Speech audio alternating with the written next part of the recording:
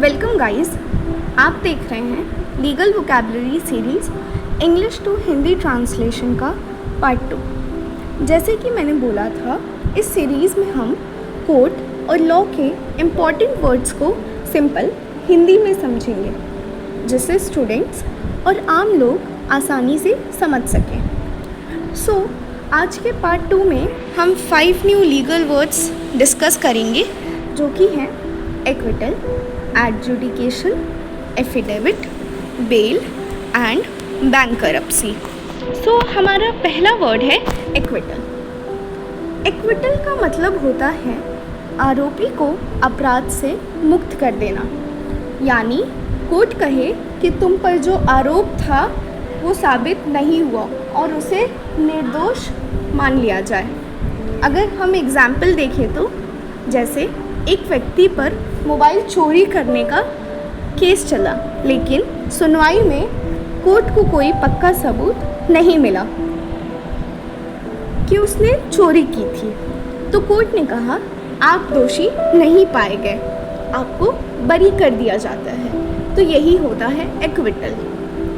इसमें साक्ष्य ना मिलने के कारण उस अपराधी को उस अपराध से मुक्त कर दिया जाता है। अब इसकी कुछ विशेषताएं हैं, जैसे कि आरोपी को बरी करना, ये न्यायिक निर्णय पर निर्भर करता है, और फिर उसी अपराध के लिए दोबारा मुकदमा नहीं चल सकता है। इस पे एक इम्पॉर्टेंट केस लॉ है, state of Uttar Pradesh versus Ramswaroop. इसमें अदालत ने आरोपी को साक्ष्य की कमी यानी सबूत ना मिलने पे दोष मुक्त कर दिया था। अब हमारा दूसरा वर्ड है एडजुडिकेशन। एडजुडिकेशन का हिंदी में मतलब होता है न्यायिक निर्णय, यानी अदालत द्वारा किसी विवाद का समाधान या निर्णय। ये एक प्रॉपर प्रक्रिया होती है जिसमें जज दोनों पक्षों को सुनकर अपना निर्णय लेते हैं। जैसे कि हम एग्जाम्पल से देखते हैं, दो बिजनेसमैन आपस में लड़ रहे थे। एक ने दावा किया कि उसे 3 लाख रुपए बाकी हैं उसके, दूसरे ने मना कर दिया। दोनों अपने अपने सबूत और कागजात लेके कोर्ट में गए और कोर्ट ने फैसला सुनाया कि 2 लाख देना पड़ेगा। ये जो पूरी प्रक्रिया हुई और जो लास्ट में जज का जो निर्णय था उसे एडजुडिकेशन कहते हैं। अगर हम इसे बहुत ही डे टू डे लाइफ से अगर कनेक्ट करें तो जैसे हम इसका सिनोनिम कह सकते हैं डिसीजन, बट हमें ये हमेशा याद रखना चाहिए कि डिसीजन कोई भी दे सकता है, बट एडजुडिकेशन हमेशा कोर्ट ही देगी। अब इसके कुछ विशेषताएं हैं, जैसे कि ये एक न्यायिक प्रक्रिया द्वारा निर्णय होता है।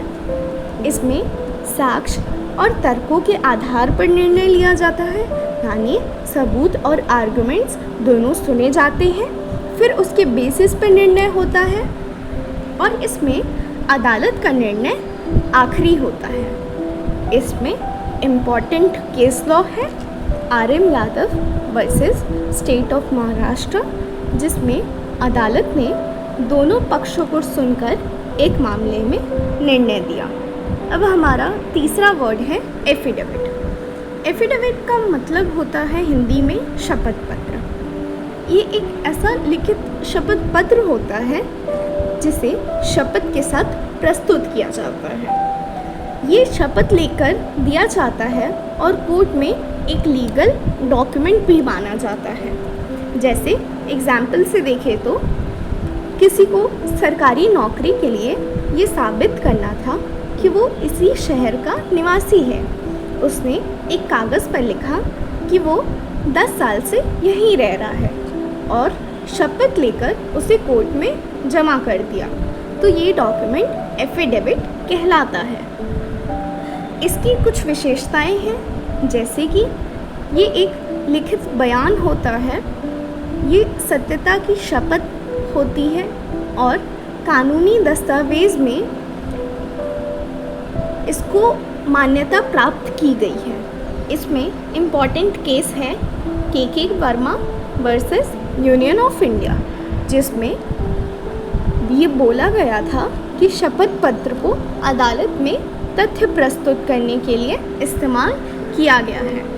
अब हमारा चौथा वर्ड है बेल। बेल का हिंदी में मतलब होता है ज़मानत। बेल का मतलब है जब आरोपी को अदालत द्वारा निश्चित शर्तों के साथ रिहा किया जाए। यानी अगर हम सिंपल सा समझे तो जब तक मुकदमा चले आरोपी को बाहर रहकर कोर्ट में पेश होने की इजाज़त दे दी जाती है। आरोपी को कुछ शर्तों के साथ स्थायी रूप से जेल से रिहा कर दिया जाए। जैसे एग्जाम्पल से देखें तो एक व्यक्ति पर झगड़े का आरोप लगा और पुलिस ने उसे पकड़ लिया। उसने अदालत में कहा कि वो पेशियों पर हाजिर रहेगा और ज़मानत की रकम जमा कर देगा। ज़मानत की रकम को हम इंग्लिश में बेल बॉन्ड कहते हैं। कोर्ट ने कहा ठीक है, आपको ज़मानत दे दी जाती है, यानी आपको बेल दे दी जाती है। इसकी कुछ विशेषताएं हैं जैसे कि अस्थायी रिहाई। इसमें हमें ये ध्यान रखना चाहिए कि जो आरोपी है उसको अस्थायी रिहाई मिलती है, मतलब टेम्प्ररी रिलीज़। उसको हमेशा के लिए नहीं छोड़ा जाता है, उसको कुछ टाइम पीरियड के लिए छोड़ा जाता है और फिर उसे ये अपना बोलना रहता है कि जब भी उसकी डेट लगेगी उसको कोर्ट में पेश होना पड़ेगा।